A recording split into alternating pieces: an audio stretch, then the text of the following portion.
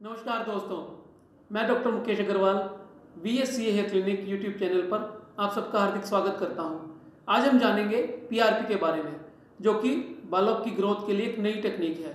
आजकल काफ़ी transplant surgeon और फिजिशियन PRP थेरेपी के बारे में पेशेंट को बताते हैं और बहुत सारे पेशेंट इसके बारे में जानना चाहते हैं कि PRP होती क्या है। तो आज मैं डिटेल में आपको बताऊँगा कि PRP क्या है और किस तरह से हमारे बालों की ग्रोथ में यह हेल्प करती है।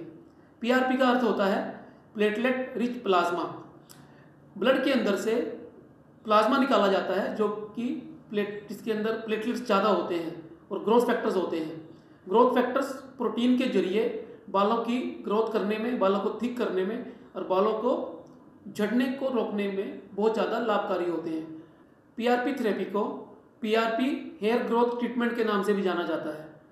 बहुत सारे फिजिशियंस PRP को ट्रांसप्लांट के सब्स्टिट्यूट के रूप में भी यूज़ करते हैं, परंतु मैं आपको बताना चाहूँगा कि PRP थेरेपी या PRP hair growth treatment transplant का सब्स्टिट्यूट नहीं है, क्योंकि हेयर ट्रांसप्लांट में बालों को प्रत्यारोपित करा जाता है, एक स्थान से निकालकर दूसरे स्थान पे लगाया जाता है, जैसा आप लोगों ने हमारे पहले वीडियोज़ में देखा है। जबकि PRP के अंदर ब्लड के अंदर जो रिस्क फैक्टर्स होते हैं, ग्रोथ फैक्टर्स होते हैं, उनके जरिए बालों को ग्रोथ दी जाती है। तो PRP, पहली बात तो आप ये जान लें कि हेयर ट्रांसप्लांट की रिप्लेसमेंट नहीं है, लेकिन PRP वेलस हेयर को मजबूत करने में, बालों को झड़ने से रोकने में, बालों को पतला से मोटा करने में काफ़ी हेल्पफुल है। इसीलिए PRP थेरेपी आज के समय में बहुत ही प्रचलित है और धीरे धीरे इसका प्रचलन बढ़ता जा रहा है। लेकिन PRP के अपने कुछ लिमिटेशंस भी हैं। जैसे PRP को हम उस पेशेंट को रेकमेंड नहीं कर सकते जहाँ पर बालों की स्कारिंग हो चुकी होती है, पहली बात। और दूसरी बात, PRP बालों को जन्म नहीं दे सकती, नए बालों को पैदा नहीं कर सकती। PRP सिर्फ बारीक बालों को मोटा करने में हेल्प करती है। बहुत सारे ट्रांसप्लांट सर्जन पेशेंट को हेयर ट्रांसप्लांट के बाद PRP थेरेपी एडवाइस करते हैं। उससे ट्रांसप्लांटेड हेयर की ग्रोथ बड़ी जल्दी होती है। ये बिल्कुल उसी तरह से है जैसे 1 और 1 11 होते हैं। PRP थेरेपी से हेयर ट्रांसप्लांट के जो बाल हैं वो सिनर्जेटिक इफेक्ट ले लेते हैं और बड़ी जल्दी से उनकी ग्रोथ होती है और उनके रहने की संभावना काफ़ी लंबे समय तक होती है।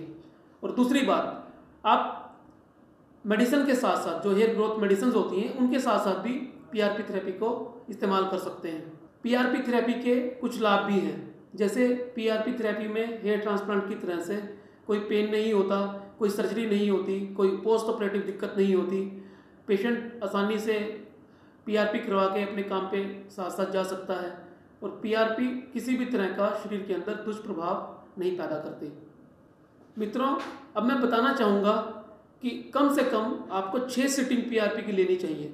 और बहुत सारे पेशेंट्स के प्रश्न ये होते हैं कि PRP करवाने के बाद कितने दिन के अंदर हमें बालों में ग्रोथ नज़र आती है। तो आपकी जानकारी के लिए बताना चाहूँगा कि लगभग 3 सिटिंग के बाद पेशेंट्स को PRP के रिजल्ट दिखने शुरू हो जाते हैं।